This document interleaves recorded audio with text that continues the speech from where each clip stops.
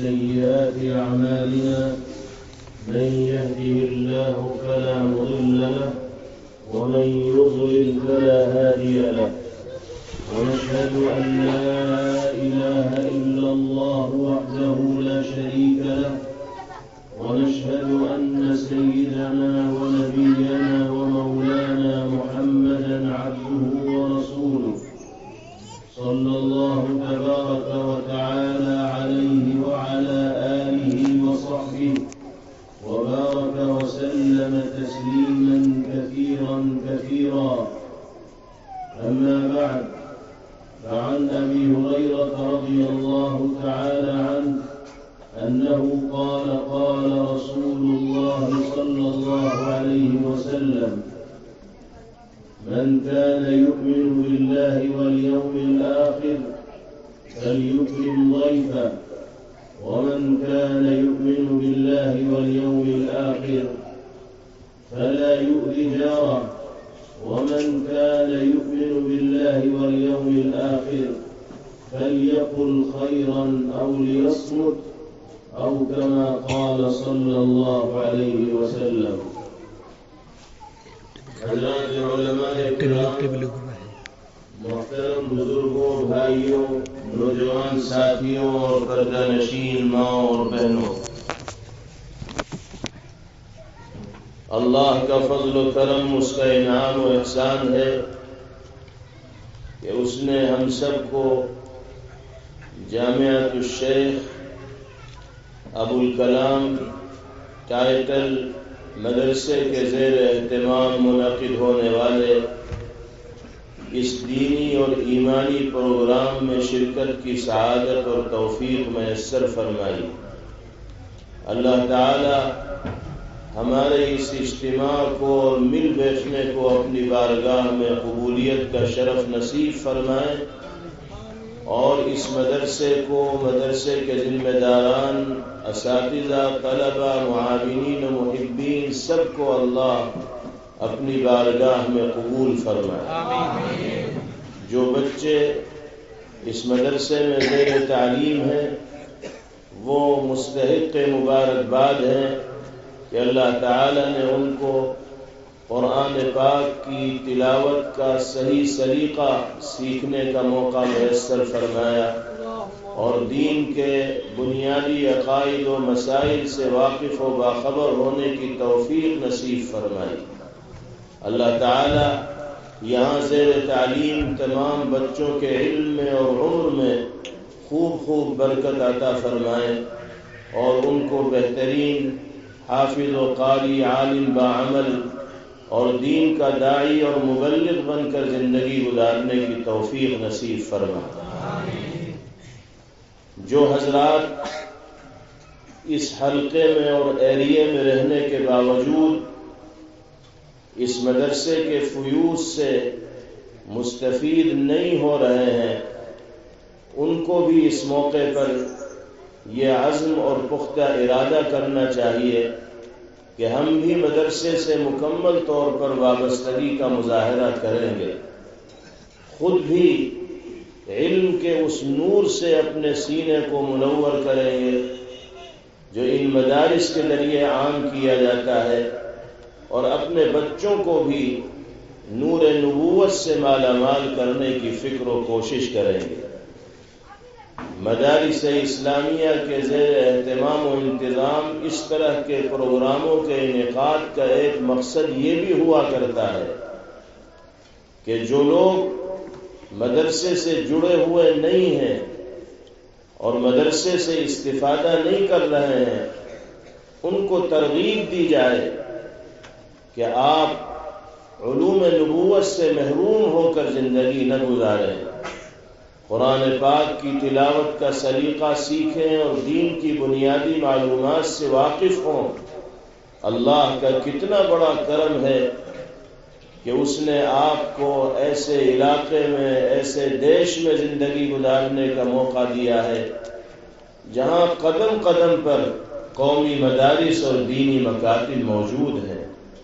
حضرات علماء کرام رہنمائی کے لیے ہر وقت دستیاب ہیں۔ ایسا سنہرا اور ذرّی موقع دنیا کے ہر خطے میں بسنے والے مسلمانوں کو میسر نہیں ہے۔ اللہ نے آپ کو یہ سنہرا موقع میسر فرمایا ہے تو اس کو ضائع نہ ہونے دیجیے، اس موقع کی قدر کیجیے۔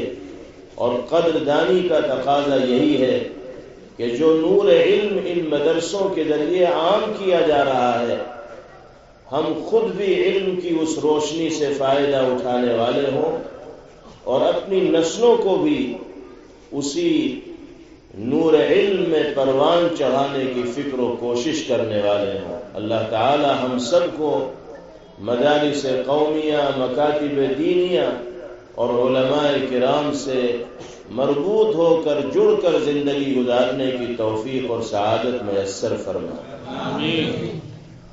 میرے بھائیوں بزرگوں، اللہ تعالی نے انگنت اور بے شمار نعمتوں سے ہمیں نوازا ہے، لیکن ان نعمتوں میں جو سب سے زیادہ بیش قیمت نعمت و دولت ہے وہ نعمت ایمان اور دولت اسلام ہے۔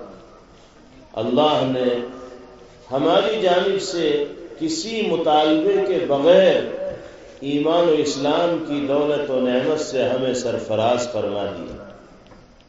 یہ اللہ کا کتنا بڑا کرم ہے، ورنہ دنیا میں نہ جانے کتنے انسان ایسے ہیں جن کے دل نور ایمانی سے منور نہیں، جو دولت اسلام سے محروم ہیں، کفر و شرک میں غرق ہو کر زندگی گزار رہے ہیں۔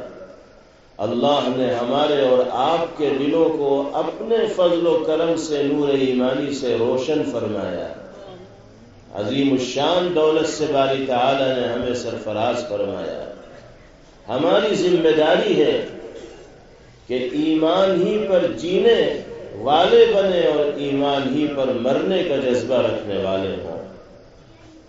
اللہ نے ایمان کی شکل میں جو نعمت عظمیٰ عطا فرمائی ہے اس میں جلا پیدا کرنے کی کوشش کرنے والے ہوں، اضافے کی کوشش کرنے والے ہوں اور ایمانی صفات کو اختیار کر کے زندگی گزاریں تاکہ اللہ کا تقرب ہمیں نصیب ہو سکے۔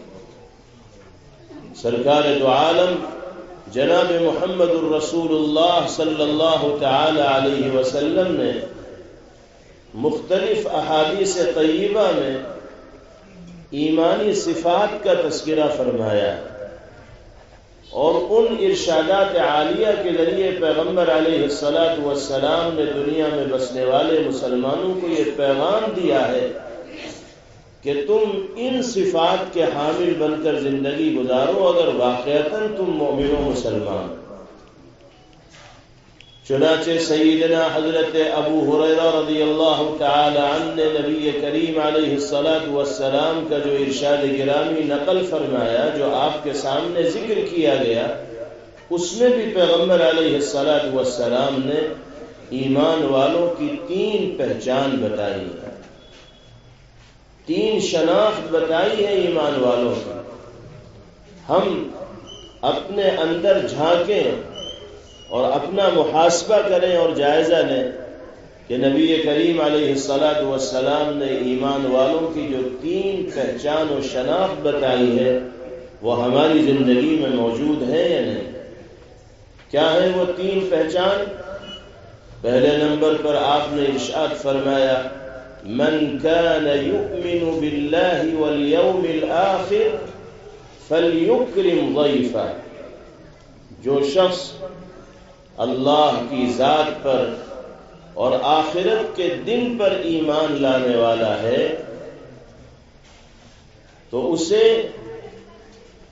مہمان کا اکرام کرنا چاہیے، مہمان کا اعزاز کرنا چاہیے، مہمان کی آمد کو اپنے لیے باعث رحمت تصور کرنا چاہیے، اور جو جس طرح کے اعزاز کا مستحق ہو اس کا اسی انداز میں اعزاز کرنا چاہیے۔ معلوم یہ ہوا کہ میزبانی اور مہمان نوازی یہ ایمان والوں کی صفات ہے، اور سرکار دو عالم جناب محمد الرسول اللہ صلی اللہ تعالی علیہ وسلم کی زندگی میں یہ صفت بڑی نمایاں تھی۔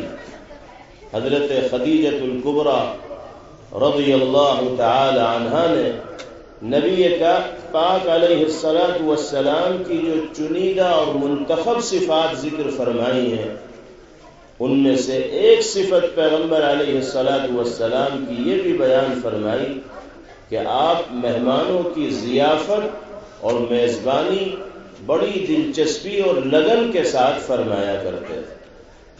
چنانچہ اسی حدیث پاک میں آپ غور کیجئے، پیغمبر علیہ السلام نے مطلقاً ارشاد فرمایا کہ جو اللہ پر اور آخرت کے دن پر ایمان رکھنے والا ہے اسے مہمان کا اکرام کرنا چاہیے، چاہے وہ مہمان اس کا رشتہ دار ہو یا اجنبی ہو، چاہے وہ مہمان اس کا ہم مذہب ہو یا کسی دوسرے مذہب سے تعلق رکھنے والا ہو، اگر مہمان کی حیثیت سے وہ ہمارے یہاں آیا ہے تو ایک مومن و مسلمان ہونے کی حیثیت سے ہماری ذمہ داری ہے کہ ہم اس کا اکرام کریں، اس کا اعزاز کریں، اور وہ جس مرتبے اور مقام کے لائق ہے اس کو وہی مرتبہ اور مقام عطا کیا جائے۔ مہمان نوازی کتنی رحمت کا باعث بننے والا عمل ہے، ایک حدیث پاک سے اس کا اندازہ ہوتا ہے۔ نبی کریم علیہ السلام نے ارشاد فرمایا، ان اللہ تبارک و تعالی اذا اراد عبده بخیر اہدى له ہدیہ۔ اللہ تعالی جب اپنے کسی بندے کے ساتھ خیر کا اور بھلائی کا ارادہ فرماتے ہیں تو اس کو ہدیہ پیش فرماتے ہیں۔ جیسے انسانوں کے درمیان باہم ہدایہ کا تبادلہ ہوتا ہے، ایک انسان دوسرے انسان کا اعزاز کرتے ہوئے اسے ہدیہ دیتا ہے، محبت کا اظہار کرتے ہوئے ہدیہ پیش کرتا ہے، کسی کے عمل سے خوش ہو جاتا ہے تو مسرت کے ساتھ ہدیہ پیش کرتا ہے۔ اسی طرح اللہ رب العزت والجلال جب اپنے کسی بندے کے ساتھ خیر اور بھلائی کا ارادہ فرماتے ہیں تو ہدیہ پیش فرماتے ہیں۔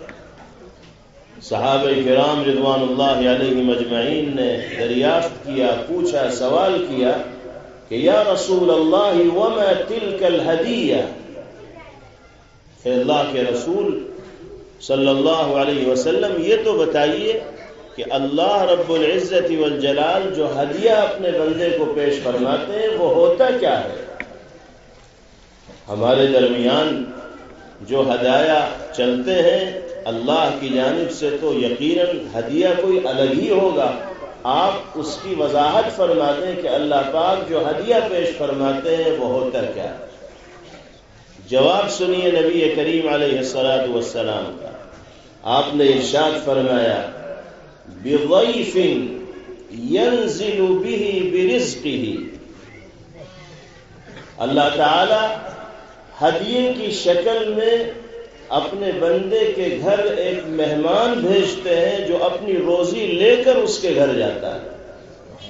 میزبان کچھ نہیں کھلاتا، وہ تو اللہ میزبان کو ذریعہ بناتے ہیں، ورنہ جو ہمارے دسترخوان پہ آیا ہے وہ اپنی روزی لے کر آیا۔ اللہ نے اس کے لیے یہیں پر رزق مقدر فرمایا تھا، اس لیے اللہ نے اسی طرح کے اسباب بنا دیے۔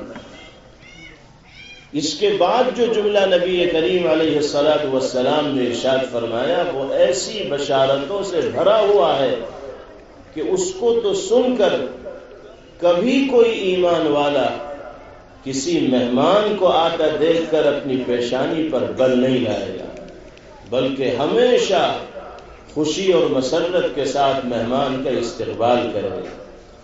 نبی کریم علیہ السلام ارشاد فرماتے ہیں، ثم يرحل وقد غفر لصاحب المنزل، اللہ تعالی ہدیے کی شکل میں مہمان کو میزبان کے گھر بھیجتے ہیں جو اپنی روزی ساتھ لے کر آتا ہے، اور پھر جب وہ مہمان خوشی خوشی رخصت ہو کر جاتا ہے تو گھر والوں کی مغفرت کر دی جاتی ہے۔ یرحل وقد غفر لصاحب المنزل، یہ اتنی عظیم بشارت ہے مہمان نوازی کے سلسلے میں کہ ہر ایمان والا اس بشارت عظمیٰ کا مستحق بننے کی فکر و کوشش کرے گا۔ اس لیے ہمیں اپنے مومن و مسلمان ہونے کی حیثیت کو سمجھتے ہوئے مہمانوں کے ساتھ اعزاز و اکرام کا معاملہ کرنا چاہیے۔ بعض لوگوں کو مہمان نوازی کا بالکل شوق نہیں ہوتا، اور اگر ان کو اطلاع بھی مل جاتی ہے کہ کوئی مہمان آنے والا ہے تو وہ ادھر ادھر کے ہیلے ویلے بنا کر کنی کاٹ جاتے ہیں کہ مہمان کی ضیافت ہی نہ کرنی پڑے، اس کا استقبال ہی نہ کرنا پڑے، اسے دسترخوان پہ مدعو ہی نہ کرنا پڑے۔ بعض لوگوں کا یہ مزاج ہوتا ہے کہ نہ وہ خود دوسروں کے ساتھ ملتے ہیں اور نہ دوسروں کا ملنا پسند کرتے ہیں۔ یہ مزاج اسلامی مزاج نہیں ہے۔ مومن ہونے کی حیثیت سے ہماری ذمہ داری مہمانوں کی ضیافت و میزبانی کرنے کی ہے۔ یہ پہلی پہچان نبی کریم علیہ الصلوۃ والسلام نے بیان فرمائی۔ دوسرے نمبر پر آپ نے ارشاد فرمایا وَمَنْ كَانَ يُؤْمِنُ بِاللَّهِ وَالْيَوْمِ الْآخِرِ فَلَا يُؤْذِ جَارَهُ، جو شخص اللہ کی ذات پر اور آخرت کے دن پر ایمان رکھنے والا ہے وہ اپنے پڑوسی کو کبھی نہیں ستائے گا، وہ اپنے آس پاس رہنے والے لوگوں کو کبھی تکلیف نہیں پہنچائے گا۔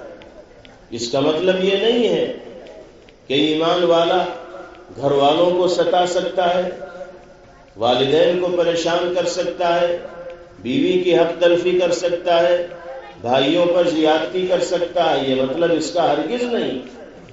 جو شخص پڑوسی کو نہیں ستائے گا تو وہ ماں باپ کو تو بدرجہ اولا نہیں ستائے گا۔ جو شخص پڑوسی کو تکلیف نہیں پہنچائے گا تو وہ اپنی بیوی اور بچوں کو تو بدرجہ اولا تکلیف نہیں پہنچائے گا۔ جس شخص کی ذات پڑوسیوں کے لیے راحت کا سامان ہوگی تو اس کی ذات والدین کے لیے، بیوی بچوں کے لیے، بھائیوں بہنوں کے لیے، اعزاء اقربا اور رشتہ دار کے لیے بھی راحت کا سامان ہوگی۔ اس لیے کہ پڑوسی تو رشتہ داری کا ہونا بھی ضروری نہیں، پڑوسی رشتہ دار بھی ہو سکتا ہے اور اجنبی بھی ہو سکتا ہے۔ تو جو آدمی اجنبی پڑوسی کے لیے راحت کا باعث و سامان بن رہا ہے وہ اپنے والدین کے لیے، بیوی بچوں کے لیے، بھائی بہن کے لیے، رشتہ داروں کے لیے بھی بدرجہ اولا راحت کا سامان بنے گا۔ گویا کہ پیغمبر علیہ الصلوۃ والسلام نے ایمان والوں کی یہ نشانی بیان فرمائی کہ تمہاری ذات سے کسی کو تکلیف نہ ہونی چاہیے۔ دوسرے موقع پر آپ نے فرمایا المسلم من سلم المسلمون من لسانه ويده، حقیقی مسلمان تو وہی ہے جس کی زبان سے، جس کے ہاتھ و پیر سے، جس کے اعضاء و جوارح سے دنیا میں بسنے والے تمام کے تمام مسلمان اور ایک روایت کے مطابق تمام انسان محفوظ رہے۔ اللہ تعالی ہم سب کو ایسی ہی پاکیزہ زندگی گزارنے کی توفیق نصیب فرمائے کہ ہماری ذات انسانیت کے لیے نافع بن جائے۔ آپ نے ارشاد فرمایا خیر الناس من ينفع الناس، اللہ کی نگاہ میں سب سے بہترین انسان وہ ہے جو انسانیت کے لیے نفع رساں ہو، جو انسانیت کے لیے مفید ہو، جس کی ذات پھول کی طرح مہکنے والی ہو اور اس سے پورا علاقہ اور گرد و پیش رہنے والے لوگ خوشبو حاصل کرنے والے ہوں، فائدہ اٹھانے والے ہوں۔ یہ دوسری پہچان ہے ایمان والوں۔ اور تیسری اور آخری شناخت نبی کریم علیہ الصلوۃ والسلام نے ذکر فرمائی وَمَنْ كَانَ يُؤْمِنُ بِاللَّهِ وَالْيَوْمِ الْآخِرِ فَلْيَقُلْ خَيْرًا أَوْ لِيَصْمُتْ، جو شخص اللہ کی ذات پر اور آخرت کے دن پر ایمان رکھنے والا ہے اسے یہ تو اپنی زبان سے خیر اور بھلائی کے کلمات ادا کرنے چاہیے، یا اگر وہ خیر کے کلمات نہیں بول سکتا تو اسے اپنی زبان پہ تالا لگانا چاہیے، سکوت اور خاموشی اختیار کرنی چاہیے۔ بولو تو صحیح بولو، اور اگر صحیح بولنے کی عادت نہیں ہے تو ساکت و خاموش رہو، اس لیے کہ زبان سے ادا ہونے والے بعض دفعہ ایسے خطرناک جملے ہوتے ہیں جو برسہ برس کی محبتوں کے اندر کھٹاس پیدا کر دیتے ہیں، قرب کو بعد سے تبدیل کر دیتے ہیں، لوگوں کی زندگی سے سکون غارت ہو جاتا ہے اور سماج و معاشرہ اضطراب اور بے چینی کا شکار ہو جاتا ہے۔ اس لیے بہت سوچ سمجھ کر اس زبان کا استعمال کرنا چاہیے، یہ نہیں کہ جو جی میں آیا فوراً بولنا شروع کر دیا۔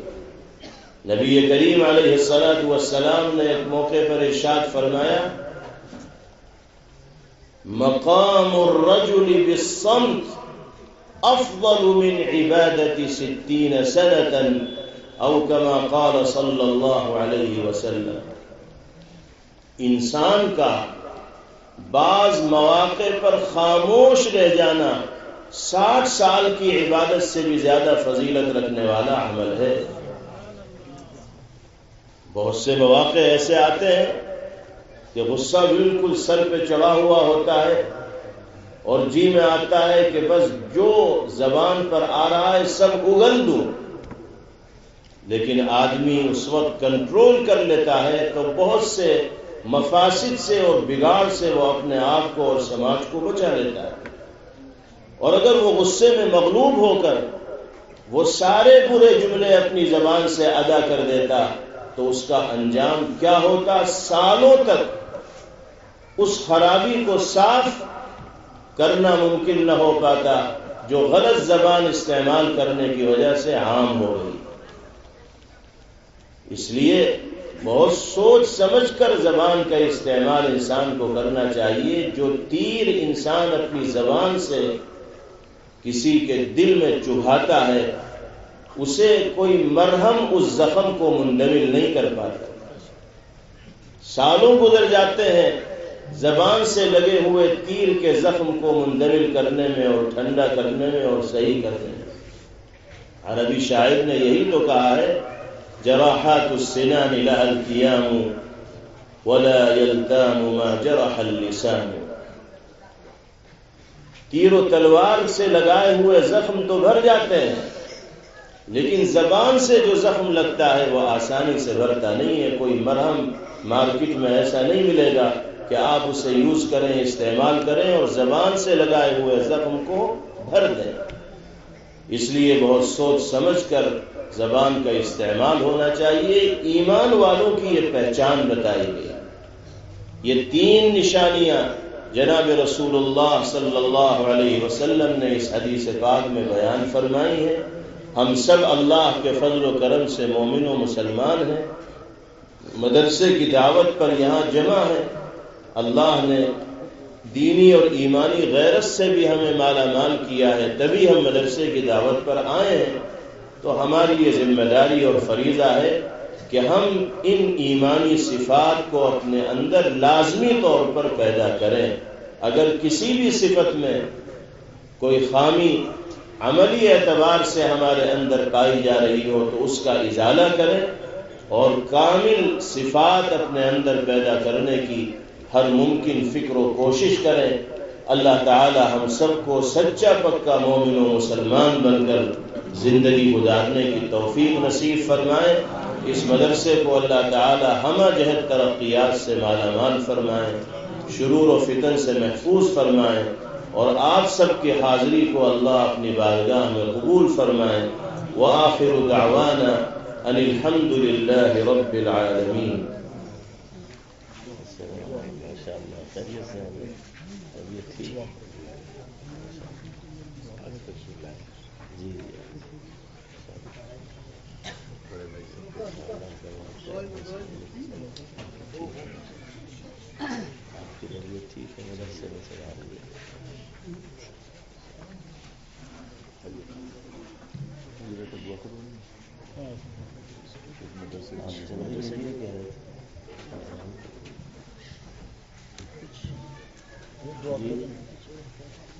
جی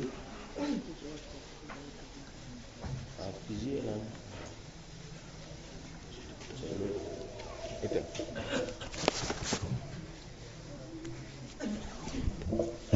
الحمدللہ